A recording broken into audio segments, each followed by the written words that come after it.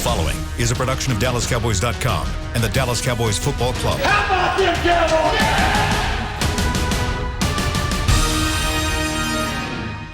This is Talkin Cowboys. Streaming live from the Dallas Cowboys World Headquarters at the Star in Frisco. Handoff, Elliott plowing to the goal line. Barry, sacked by Lawrence. Prescott keeps it, and he bangs it in for the touchdown. Hello and welcome to Talkin Cowboys One-on-One. I'm Hekma Harrison, and obviously I don't have my guys with me today. The three screens are gone, but that's okay. Isaiah, Rob, and Kyle will be back with me on regular schedule once the season gets kicked off, and God knows we're all hoping for that. But today I have a special guest, a 10-year NFL vet, All-Pro, Ivy League Hall of Famer, author, former ESPN NFL analyst, and current host of Speak For Yourself on Fox Sport 1. From Compton to Columbia, my man, Marcellus, that dude, Wiley. How are you, brother? Oh, I'm doing great, man. And thanks for the obituary before I'm it always feels good, but I know who I'm talking to right now, so I gotta address the elephant in the room first and foremost. I'm sorry, Dallas Cowboys, for who you got in terms of Marcellus Wiley in production and performance. My 1 year cup of coffee in Dallas, but I was so blessed to call Dallas one of my four homes in the NFL, and I still get the most love and adoration and fan support from the Dallas Cowboys, despite me giving them my worst performances. But hey, sometimes you're the last person to realize that you're no good anymore, and I realized that in Dallas for Parcells. Hey, once a Cowboy, always a Cowboy. You know the motto. And so this whole one-on-one series that we have, man, it's all about going and talking and having those conversations with former Cowboy players or someone that's linked into the Metroplex. So this is a really important series for us. And man, I'm just so thankful to have this opportunity to sit down and talk shop with you. But before I get started, man, I want to just ask you, how are you and your family dealing with all of this COVID-19-ism, man, that we're having to deal with right now? Yeah, my wife, I'm so blessed to have her in terms of her understanding of the medical world. She's an anesthesiologist, and with a nurse background, she understands exactly how we should tackle medical issues and health issues when they're obviously invading everyone's life right now in terms of the personal, the public space, what you should do in terms of mask and social distancing. She's a great translator of all the information that is flying by me and all of us left and right. That said, I've really created my own island in terms of my social distancing, my quarantining. We've been as great as you can be in these circumstances. And my kids, thankfully, three of them are very young, 4, 1, and a couple of months old. So they don't know any different unless we show it in our emotions, show it in our reactions. Yeah, they missed school, but at that age, 2 of them didn't even attend school. And my 4-year-old was like, well, this is a long break, Dad. And we talk about Corona, and there are some things he asked for. And I say, well, once the coronavirus is gone. So now he uses that as part of his conversation. Like, once the coronavirus is gone, Dad, can we go here? So I protected my energy. I protected my family.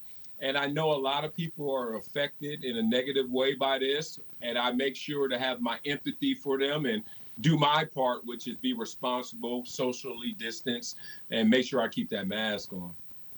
Everybody has to do that. And that is the going theme going for everybody. You know, keep that mask on, stay safe, and just really happy to hear that you and your family are dealing well with this, because these are adverse times. I mean, I've never seen anything like that. I know you haven't either. So it's definitely an adjustment to everyone's lifestyle. But I want to relate this to the NFL and what's going on right now. You being a 10-year veteran in the NFL and having to get your body prepared for the rigors of an NFL season. And you have articulated that very well in your career as a broadcaster. But just looking at the new environment with COVID-19 and also having to get ready for a season, Man, just from your opinion, do you believe that we're going to see a traditional NFL season that starts in September and finishes in February? We will see an NFL season. It won't be traditional, and that may be a positive. Take you back a couple months where we had the draft, and it wasn't a traditional draft, but it was a positive in terms of us watching these players in the comforts of their home, and even the commissioner sitting there on his big sofa just chilling. You humanize the experience, because a lot of times you can get far away from the core of the matter, which is someone made their dreams a reality. The first pick overall, Joe Burrow, and Mr. Irrelevant, who I don't know his name, that's the point. That guy made his dreams a reality, as well as undrafted free agents. And it was just good to see the human element come out using the technology like we're using right now. And it was the highest rated draft in history. So, it was a positive, net positive. I think that's going to be the same with the NFL season. Two things are going to be at play, and I want fans to understand. One, that football in the NFL is a television product. They make billions and billions of dollars because of TV rights. They make millions and millions of dollars because you get to go to the game and get to sit there in your seat and buy popcorn, buy beer, and get a jersey. Y'all know the math. Billions versus millions. Billions are going to win. So what they need to do is lean into, look, we understand the economic health balance. And you can't say this in so many ways. You got to know how to dance with elasticity in this one. But I'm going to say it to you correctly and directly. We have to treat COVID when it comes to the NFL experience like we do physical injuries. If you get a high ankle sprain, you're out 4 to 6 weeks. If you get corona, you're out 2 weeks quarantining. Simple as that. Don't care who the player is. Sorry. Don't care what team it happens to. And sorry, we're not stopping the NFL. Why do you have to approach it that way? Because anything short of that, you're going to be jump starting and stopping. Foot on the brake, foot on the gas. And you're not going to go near where you're intending. So I think fans will understand from leadership if they say, we're going to play this year, but no fans in attendance. And the fella said, well, depending on city by city, state by state, we will have fans. I'm okay with that. But if we don't have fans, imagine this. You're watching the game at home, and we all know we love a game at home.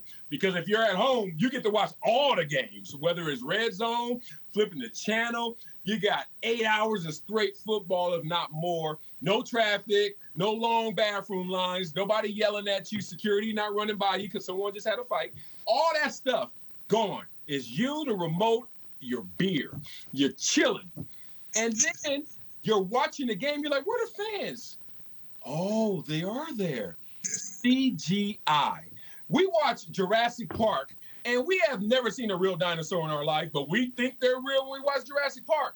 They need to CGI the fans into the arenas and make them guys jump up, make them gals jump down, make them scream, make them have boredom, whatever happens during a normal course of a game. Give me 3 hours of fake people in the stands on the sideline, and give me my normal football game. That's as close as we can get to reality, and I think that's the best proposal. You just tied in Jurassic Park and CGI and to the fan experience. I gotta just because Jurassic Park, one of my favorite movies, and when you said CGI, I was right there with you. In the bubble, contained everybody. You got no hands out the window. Don't get your arm made off. So that's the same thing. Absolutely with the virus, but with things restarting, with the MLB restarting their season, also the NBA. And, man, what they're doing at Disneyland, I mean, they're putting these guys in a bubble for 3 months. There's not going to be any outside, nobody going outside, nobody going inside. And when you think about that as a player, with everything that they're trying to do to ensure that there will be a season, is that something that you think that you could have adhered to during your playing days? Yeah, it's a lot of reports about how the bubble's going to look. Some people call it a bubble. Some people call it an illusion, because you got to be real. Like those service essential workers, room service, the maids, they're going home. They're not staying in that bubble. So the bubble is not even perfect, whether it's in reality or even imagination. It's not going to be perfect. And the players supposedly can go to certain local restaurants. Supposedly they can go golf, take their mind off the game. That's going to break the bubble as well. So that's why I lean into what I said, which may sound a little heartless, but it's the reality. If someone contracts it, put them in a corner. E.T., y'all seen the movie, put him in a bubble, his own little baby bubble. And he just got to sit there for 2 weeks. That's life. He has a high ankle sprain for 2 weeks. That's how we're going to treat him. But in reality, would I have been able to do it? Absolutely. I'm not even going to lie to you guys. I'll tell you exactly my emotional thought process. It will be this. I get paid not for the things I want to do. I get paid the big bucks playing a child's game for the things I don't want to do.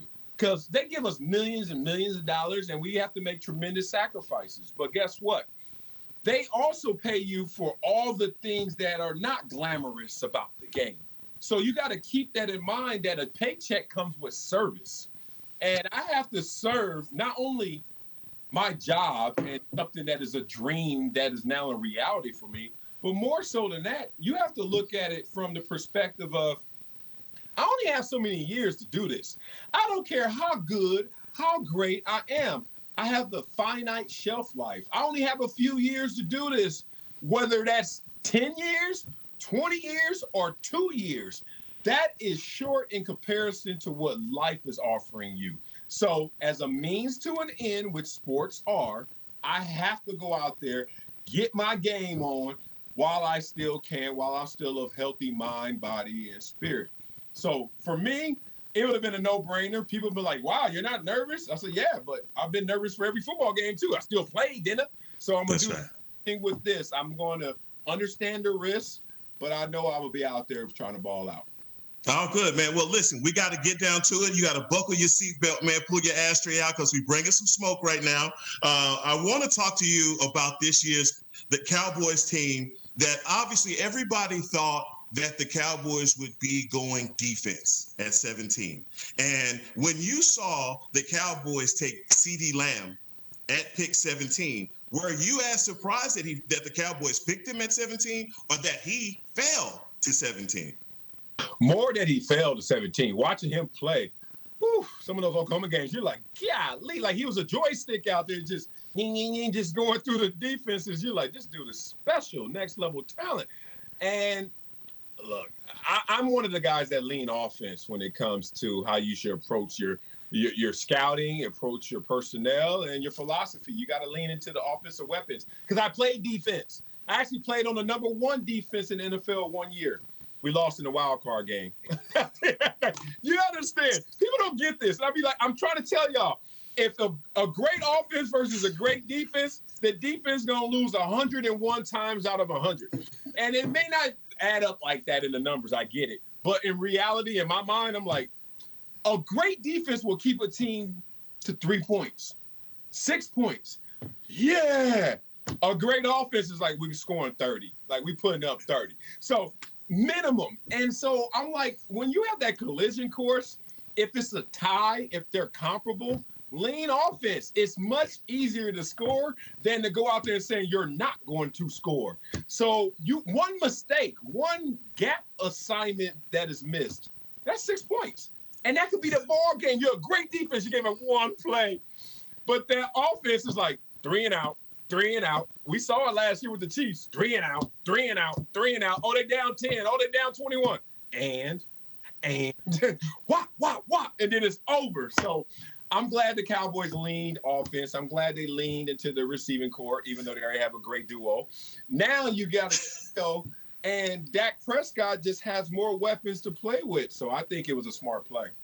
All right, now, if you know anything about Dallas, man, there's a date that we all have circled on the calendar, and that's July the 15th. And I'm sure you're like everybody else. Your phone just blew up with a notification that somebody, you know who, you know where, just got a 10-year deal, which amplifies everything that we have going here in Dallas with Dak Prescott.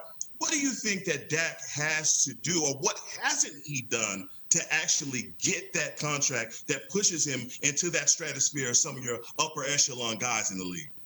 Yeah, it's amazing that there's a new ceiling in the NFL based on this new 10-year deal, right? And if I'm Dak Prescott, I'm like, the ceiling is heaven. Like, woo, 10-year deals, and we don't know the numbers yet. But for me, I'm not signing anything under $500 million. Like, if it's not $500 million because of the TV deals and the new CBAs, hell no, I'm not signing it. So we'll see what the numbers are. But Dak can't do anything else. This is on Jerry. This is on Steven in terms of chasing that high. And I know it's tough. It's easier said than done. Their first 6 years owning the team, they won 3 Super Bowls, y'all. Like, imagine buying a team and then you blink and you're like, oh, every other year we won in the Super Bowl. And in contention pretty much every other year. Insane. But now, since that moment in 96, they've been chasing that high. And they spent money here, there, everywhere trying to get it. And then finally, they find a 4th rounder who basically supposed to sit there behind Romo and chill. Romo gets hurt. He comes in. He wins 13 games his rookie year. And I think somewhere in their spirit, they said, maybe this is the time we don't have to spend it and we may win. Maybe we can get him on the cheap finally because we spent all our money trying. Let's try a different approach. First time ever a Cowboys quarterback has been franchised, despite when you put the gun to his head last year and said, we're not going to give you a new deal. Go out there and play your last year of this deal out.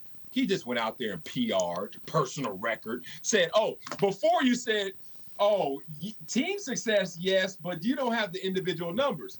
Then he went out there and got the individual numbers and said, stop moving the goalposts, homie. I know what it is. You're trying to keep me for the low. All right, here's the problem, Jerry and Steven. The low keeps getting higher and higher because when Dak looks at what Patrick got and what Deshaun's going to get, and it won't last as long, but maybe a Lamar Jackson next year. Oh, good Lord. And then they're going to keep coming because you're going to have, I don't know whether Trevor Lawrence, we could talk about Tua maybe. How about just too many guys are going to get paid? Jimmy G was the highest paid quarterback in the league 2 years ago. Now he's like mid-pack. So the point of this is, and if you don't want to pay him now, you certainly going to pay him later. Yeah, the price goes up. It don't go down, right? So, absolutely. So, and what I want to get to is something that I think is very awesome about your career. Now, you have played for some Hall of Fame coaches, and Marv Levy and Bill Parcells, and Marty Schottenheimer is a guy that deserves to be in the Hall of Fame, just my personal opinion. Yeah, man. And in that transition for you in San Diego, your coach first was Mike Riley. And then obviously Mike Riley gets let go, and then in comes Marty Schottenheimer, a coach that has respect already of the locker room from what he's done in the league already. Looking at this current Cowboys regime change from Jason Garrett to now Mike McCarthy, how do you feel that this veteran group is going to be able to deal with the mind state change and just overall strategy change with Mike McCarthy? Well, I think it's going to go well. Mike McCarthy's kind of underrated as a coach. He has a Super Bowl shift, high win percentage. People sleep on him. He wasn't even in the top 10 rankings I just saw a couple of days ago. And I'm like, we got other guys in there, and this guy's won it all and helped evolve Aaron Rodgers into one of the greatest quarterbacks we've seen. But for some reason, I guess because he had reports of getting a massage at work, which I've done 1,000 times. Like, that all of a sudden means he's not a great coach. Whatever, BS. Anyway, we move forward to the point where we're here now. And you get a coach that walks in, and every coach walks in like they're the new sheriff in town. And here's my new set of rules and laws. Remember, whenever you see someone, and football is militaristic. It's kind of like, yes, sir, no, sir. I do the right things. You got an assignment, you go out there and you do your assignment. Whenever you see someone in that position, you always check their sleeve. And you check their stripes.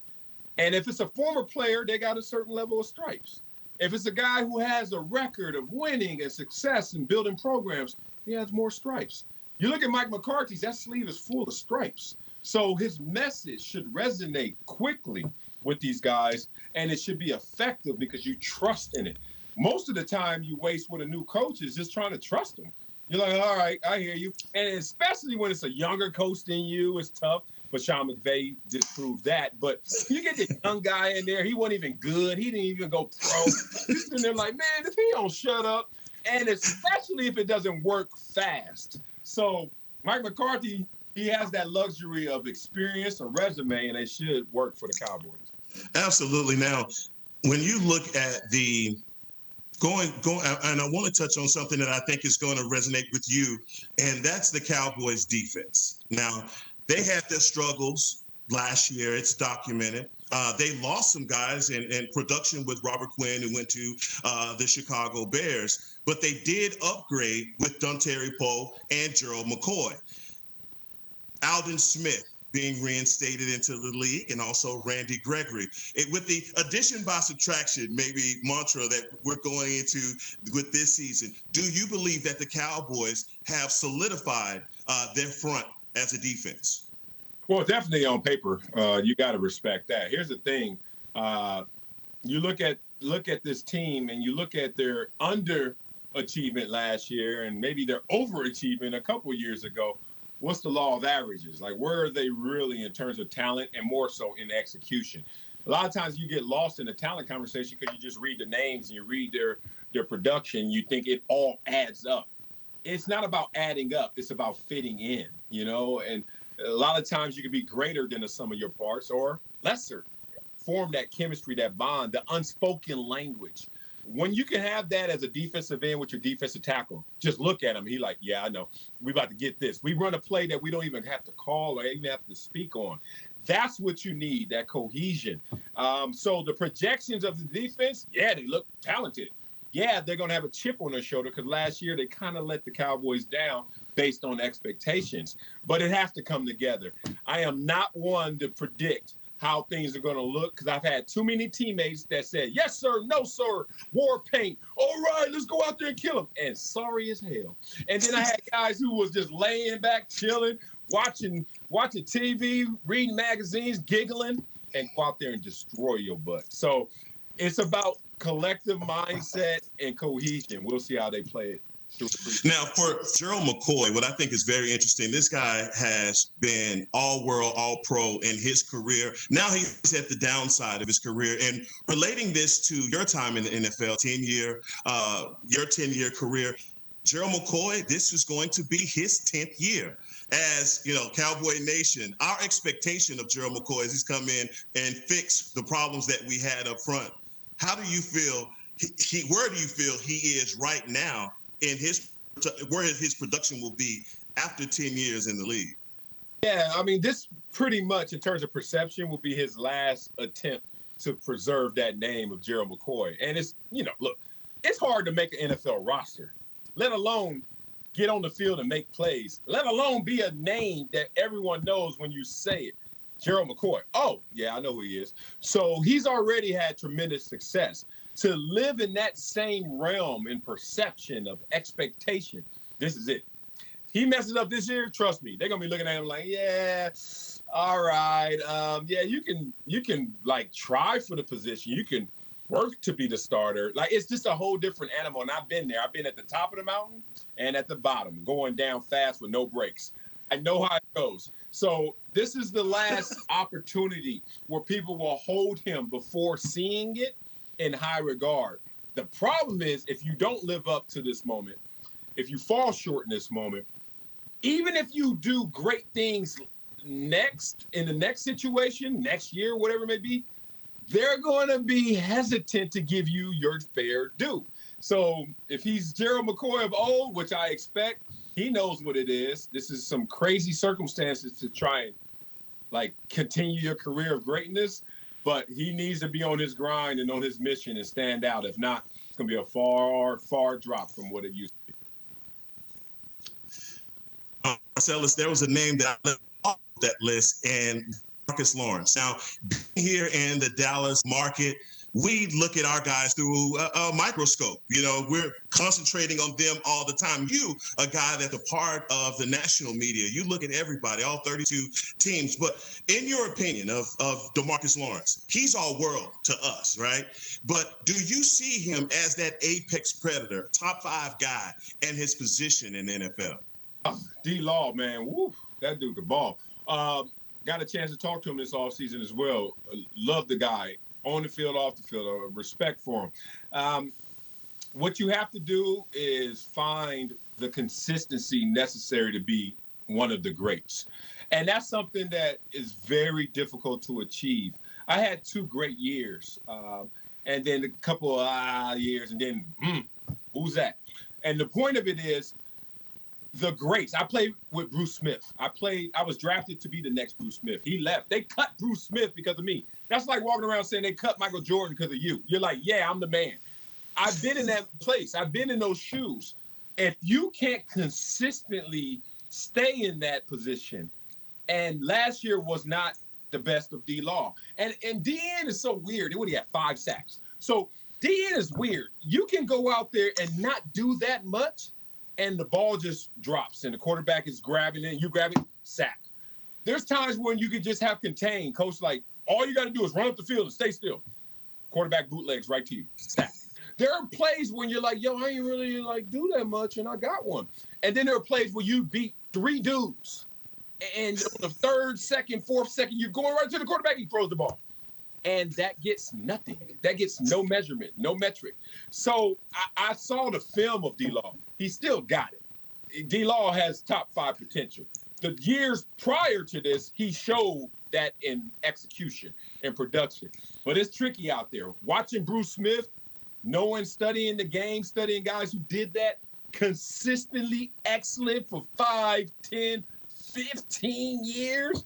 Woo! That's a whole different animal than having a couple of good years and one suspect. So I just want to see the consistency. I think he has the talent. I think he has the mindset. It's just you got to keep those numbers up there or we're going to come at you, bro.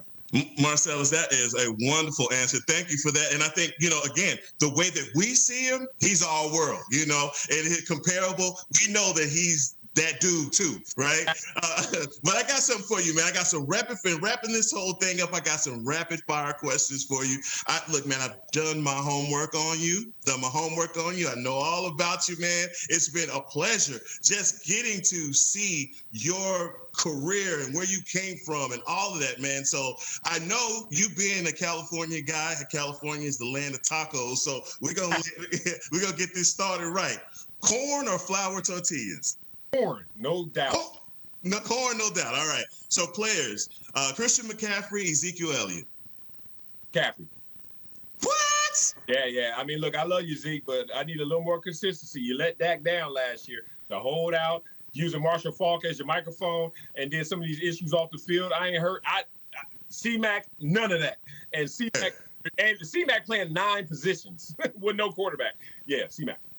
All right. So you spent time at Columbia, so you're a bit of a New York guy as well. So New York pizza, Roscoe's Chicken and Waffles. Oh, that's the best question ever, because they both are the best. I will have to go Roscoe's because my rationale is I've had great pizza outside of New York, but I haven't had great chicken and waffles really outside of Roscoe's. And even Roscoe's has fallen off because the chicken ain't as good, but the waffle has never lost a game in its life.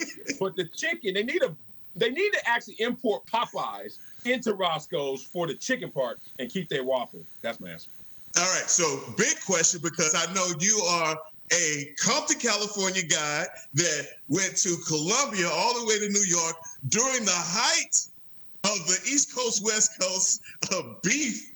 Yeah. Tupac or Biggie? Woo! You are wrong for these questions.